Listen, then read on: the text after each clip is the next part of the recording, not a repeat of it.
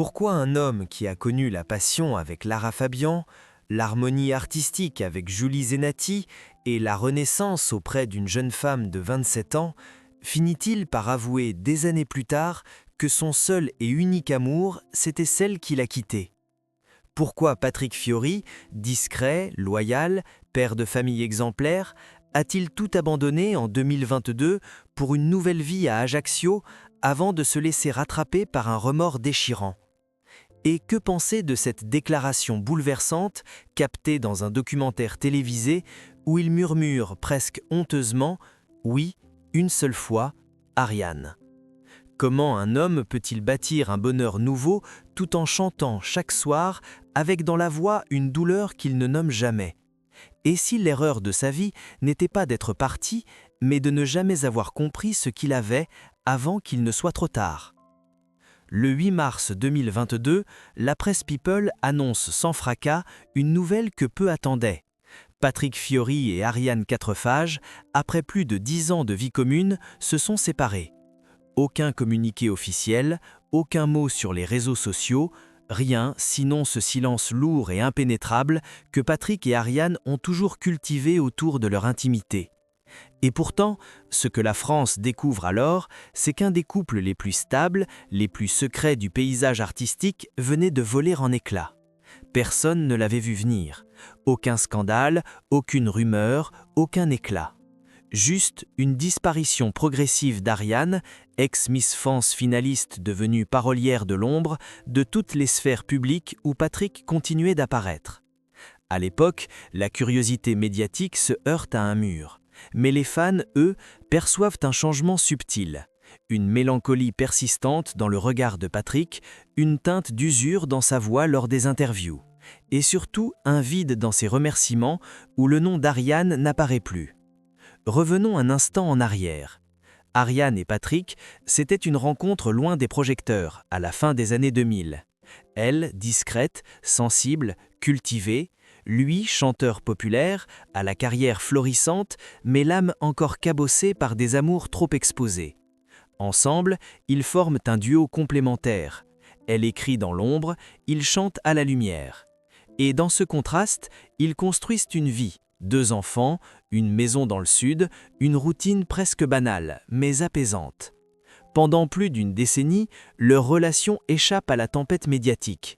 Pas de tapis rouge, pas de scandale. Patrick déclare souvent qu'il préfère le vrai à l'éclat.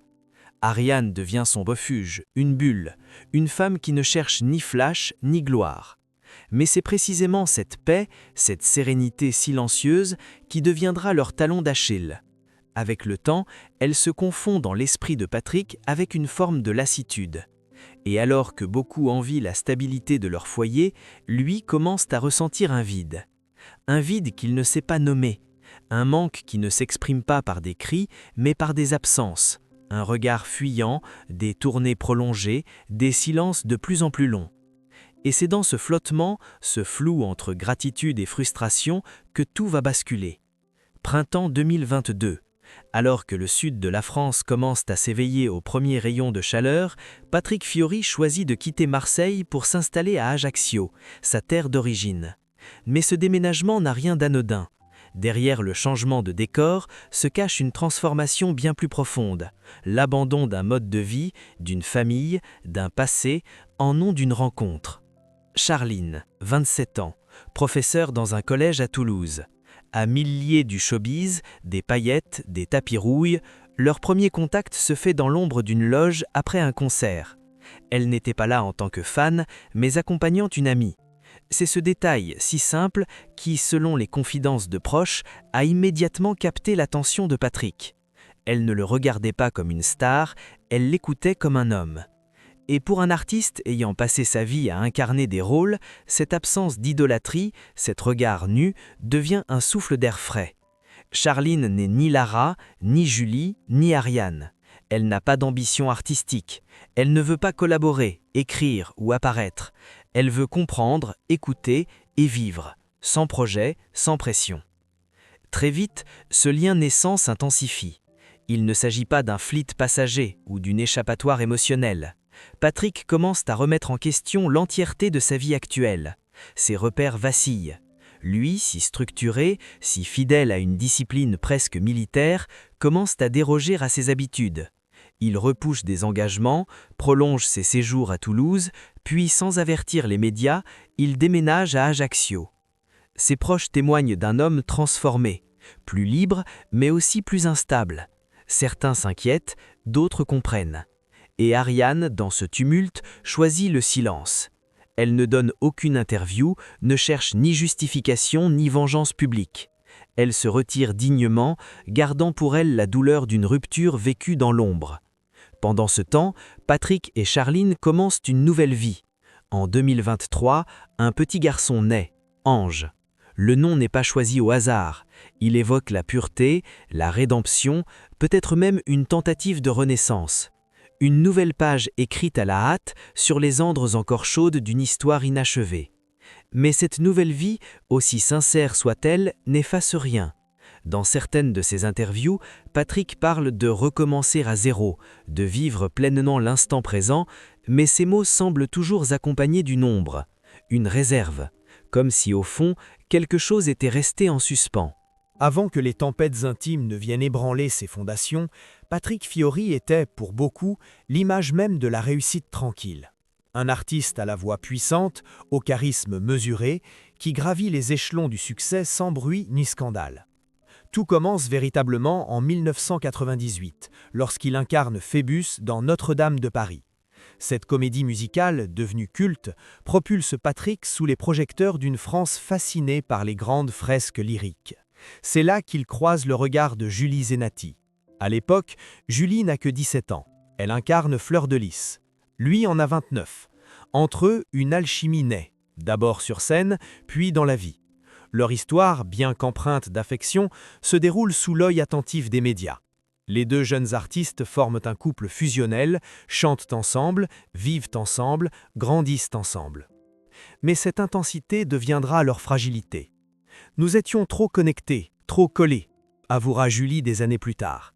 Dans cette proximité extrême, chacun perd ses repères, sa liberté, sa respiration. Et si leur rupture fut douce en apparence, elle laisse des traces. Patrick, pour la première fois, découvre que l'amour peut étouffer autant qu'il élève. Mais c'est avec Lara Fabian que l'on touche au cœur brûlant de sa vie amoureuse. Leur relation, aussi courte que fulgurante, reste dans les mémoires comme un épisode incandescent, presque autodestructeur. Lara, diva planétaire, hypersensible, volcanique. Patrick, à cette époque, cherche encore un ancrage, une paix intérieure. Le couple, bien que profondément amoureux, se heurte à des vents contraires. La pression médiatique, les égos d'artistes, les blessures mal refermées du passé. C'était un feu d'artifice et un champ de ruines, confiera un proche du chanteur. Ils s'aimaient à se faire mal. Et quand la rupture survient, brutale, elle laisse Patrick vidé. Sa musique devient plus sombre, ses textes plus introspectifs. Il comprend, à ses dépens, que la passion sans équilibre peut consumer jusqu'à l'identité. Malgré ses secousses privées, sa carrière, elle, continue son ascension. Dans les années 2000-2010, Patrick enchaîne les albums à succès, les tournées à guichets fermés, les collaborations prestigieuses. Il devient un pilier de la variété française, respecté pour sa constance et sa sincérité. Son public grandit avec lui reste fidèle. Il participe aussi à The Voice Kids, où son rôle de coach bienveillant renforce son image d'homme stable, rassurant, profondément humain. Il incarne aux yeux de beaucoup l'anti-diva. Pas de scandale, pas d'excès, pas de faux-semblants. Mais derrière cette façade impeccable, un homme cherche encore. Quelque chose lui manque. Une paix qu'il croit peut-être trouver dans la stabilité d'Ariane. Une réparation après les tempêtes. Un abri. Mais peut-on aimer sans être guéri? Peut-on construire sans avoir désappris à se perdre? Les années passent et Patrick Fiori devient un incontournable de la scène musicale française. Chaque album est un succès, chaque concert une communion. Sa voix chaude, enveloppante, touche le cœur d'un public intergénérationnel. Il chante de l'amour, de la perte, de la résilience, des thèmes universels qu'il incarne avec une sincérité désarmante. Mais plus il chante de l'amour, plus il semble s'éloigner dans sa propre vie. Autour de lui, tout semble sous contrôle. Un artiste comblé, un père épanoui, un compagnon fidèle. L'image est parfaite, trop parfaite peut-être. Car dans le cœur de Patrick, une inquiétude sourbe commence à s'installer. non pas à cause d'Ariane, mais à cause de lui-même. Il sent confusément que quelque chose lui échappe, une part de lui reste insatisfaite, en suspens. Et comme souvent chez les artistes, cet déséquilibre ne crie pas. Il s'insinue, il se glisse dans une intonation, une hésitation, un regard. Il se dissimule dans une chanson dédiée à ceux qu'on n'a pas su aimer comme il fallait. Et ce trouble silencieux, inavoué, finira par tout emporter. Dans l'univers feutré de la chanson française, rares sont ceux qui, comme Patrick Fiori, ont su maintenir une trajectoire sans éclat tapageux, sans chute spectaculaire. Et pourtant, derrière cette longévité exemplaire se cache une autre forme de fracture, celle de l'homme qui, en public, rayonne, mais qui, en privé, s'efface. En 2017, à l'occasion de la sortie de son album Promesse, Patrick offre une série d'interviews plus personnelles qu'à l'accoutumée. Il y évoque sa famille, ses racines corses, son enfance marquée par l'humilité et les valeurs simples. Il parle aussi de l'admiration pour les femmes de sa vie sans jamais entrer dans les détails. Mais dans un entretien accordé à Version Femina, une phrase glisse, presque anodine. « J'ai parfois mis du temps à comprendre la valeur de ce que j'avais. » À l'époque, peu y prêtent attention. Aujourd'hui, cette confession sonne comme un présage, comme une brèche dans le vernis du bonheur affiché. Patrick Fiori, c'est aussi un homme pétri de dualité. Chanteur populaire mais discret, passionné mais pudique, homme de scène et homme de silence. Ces contradictions font sa force artistique, mais elles deviennent un fardeau dans la sphère intime. Car comment être totalement présent pour l'autre quand on est sans cesse en tournée ? Comment partager pleinement la vie quotidienne quand on vit la moitié de l'année dans des hôtels et les autres mois dans des studios d'enregistrement ? Ariane, dans ce contexte, a incarné la patience. Pendant plus de 10 ans, elle a tenu la barque, élevé les enfants, géré l'absence avec dignité. Jamais une plainte, jamais un mot déplacé dans la presse. Elle était là, constante, silencieuse, comme une colonne invisible qui soutient sans réclamer. Mais Patrick, absorbé par sa quête artistique et intérieure, n'a peut-être pas vu ce que cette constance lui apportait. À force de chercher une émotion plus vive, un souffle nouveau, il en est venu à confondre la paix avec la fadeur, la tendresse avec l'ennui, l'amour profond avec une habitude. Et cette confusion insidieuse qui ouvre la voie à la rupture. Non pas une rupture brutale, violente, spectaculaire, mais une dérive douce, presque imperceptible, jusqu'au moment où l'on se réveille un matin en réalisant que l'on est déjà ailleurs. Quand Charline entre dans sa vie, elle ne bouscule pas tout d'un coup. Elle incarne ce différent dont il rêvait sans oser se l'avouer. Avec elle, pas de passé commun, pas de poids du quotidien, pas de souvenirs à porter. Juste une page blanche. Et pour Patrick, en pleine remise en question existentielle, cela a le goût de la liberté retrouvée. Mais à quel prix ? Car en choisissant de tourner cette page, Patrick ne savait pas encore qu'il allait laisser derrière lui bien plus qu'une femme. Il allait laisser une part de lui-même, celle qui savait encore ce que signifiait aimer sans silence. Et bientôt, ce passé qu'il croyait avoir oublié allait le revenir hanté dans les mots d'un documentaire et d'une vérité qu'on n'attendait plus. Pendant des mois, la rupture avec Ariane était restée un non-dit. Pas de communiqué, pas de photos déchirées, pas de guerre par presse interposée. Juste un silence que le public, respectueux de la discrétion du chanteur, avait fini par accepter. Mais tout bascule à l'automne 2023 lorsqu'un documentaire consacré à la carrière de Patrick Fiori est diffusé en prime time sur France 3.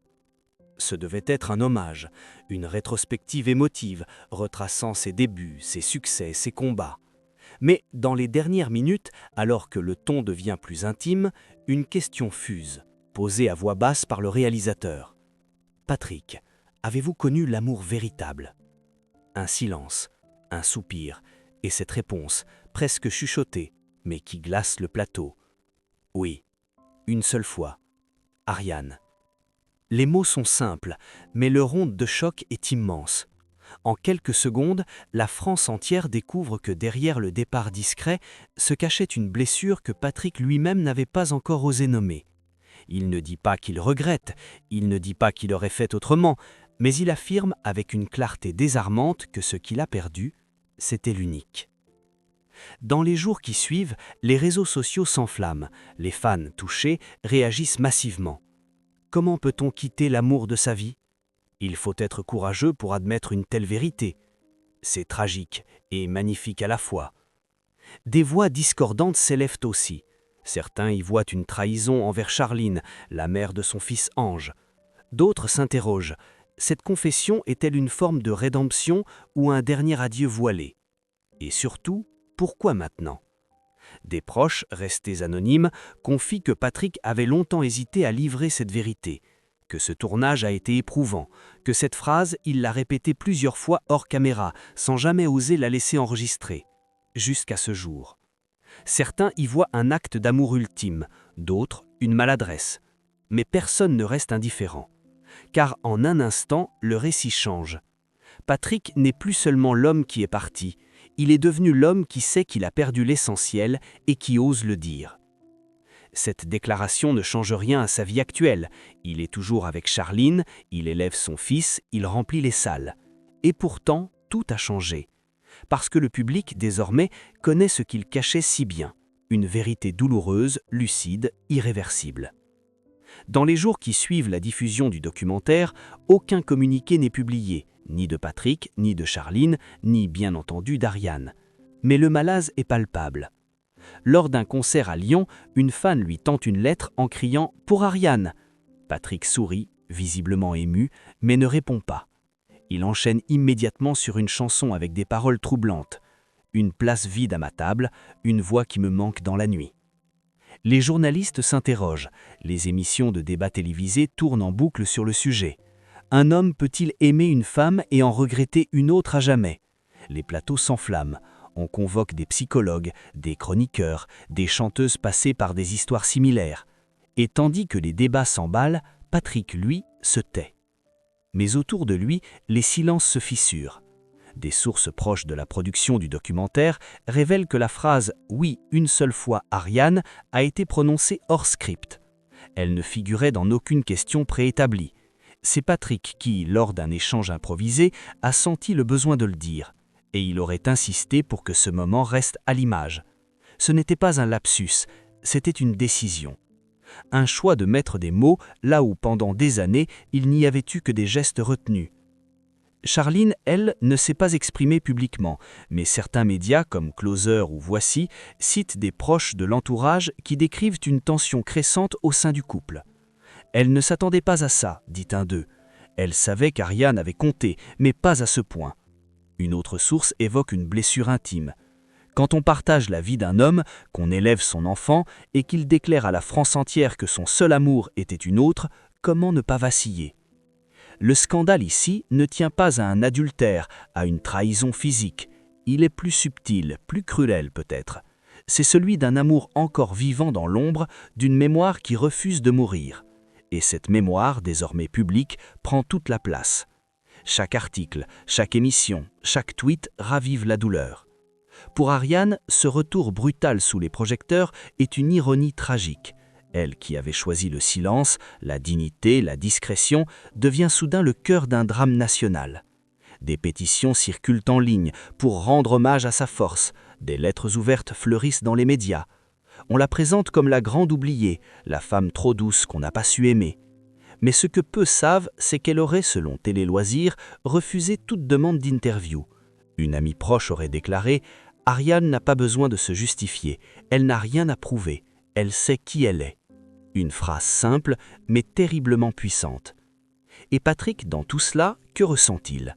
Il continue ses concerts, il prend soin d'Ange, il vit avec Charline. Mais quelque chose en lui s'est ouvert, ou peut-être s'est brisé pour de bon. Car il y a des vérités que l'on porte trop longtemps pour les cacher éternellement. Et une fois qu'elles sont dites, plus rien ne redevient comme avant. Et comment vivre avec l'amour d'une femme tout en gardant l'âme brisée par l'absence d'une autre? Depuis cette confession, un voile mélancolique semble envelopper chaque apparition publique de Patrick Fiori. Il n'a pas changé d'apparence, ni de style musical.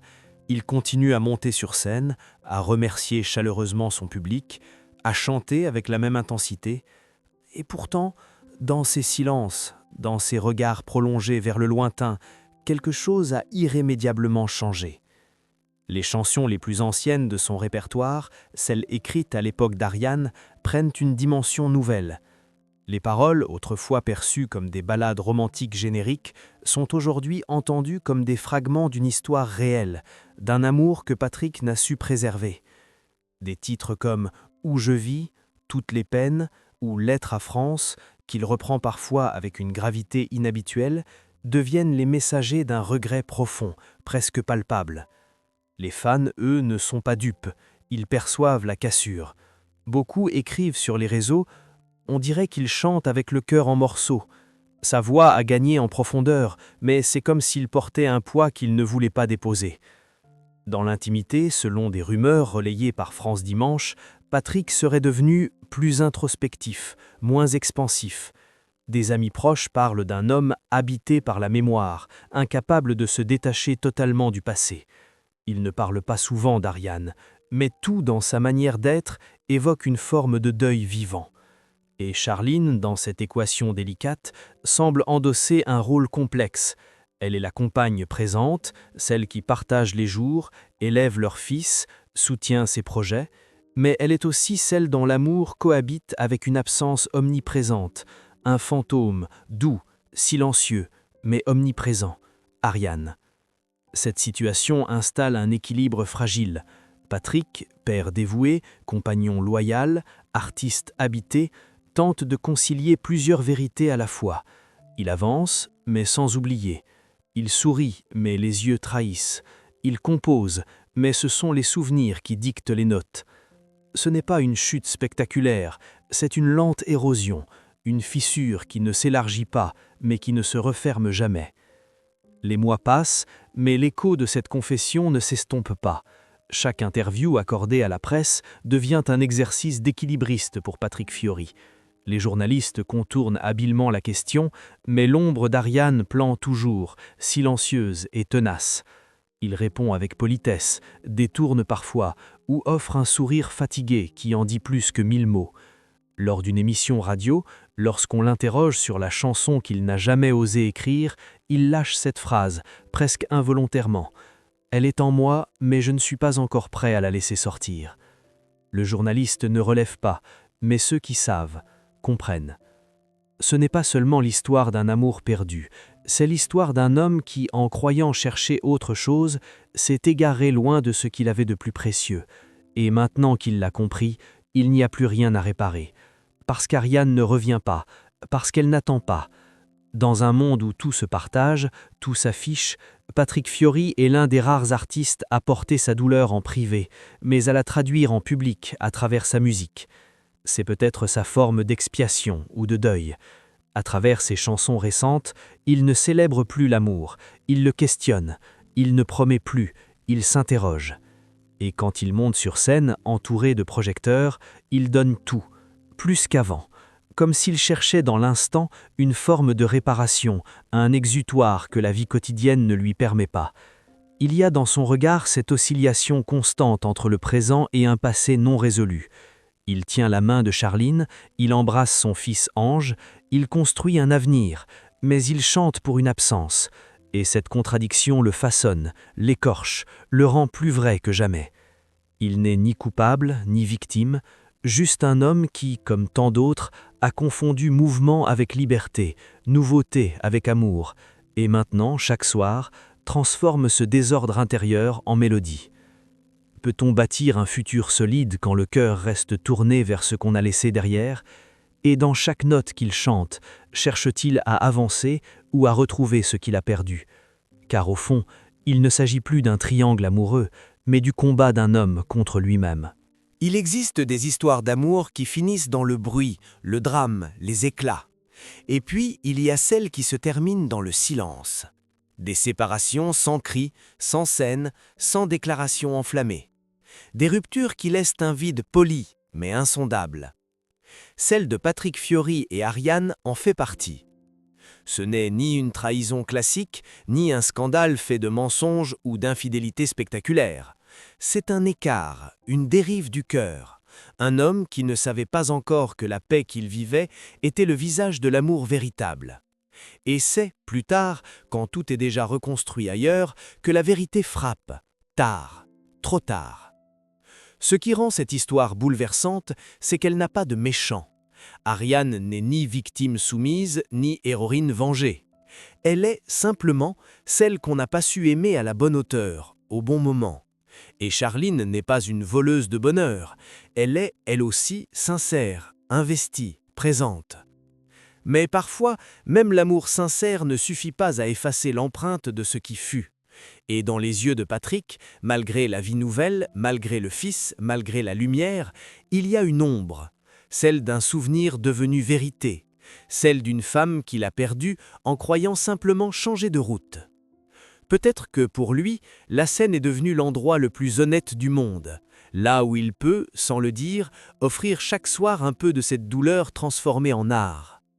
Et vous, croyez-vous qu'on puisse recommencer sa vie tout en gardant intacte la mémoire de ce qu'on a aimé et perdu? Pensez-vous qu'un cœur peut vraiment appartenir à deux personnes à la fois? Ou que le véritable amour, une fois parti, ne laisse derrière lui qu'un silence qu'aucune autre voix ne peut remplacer?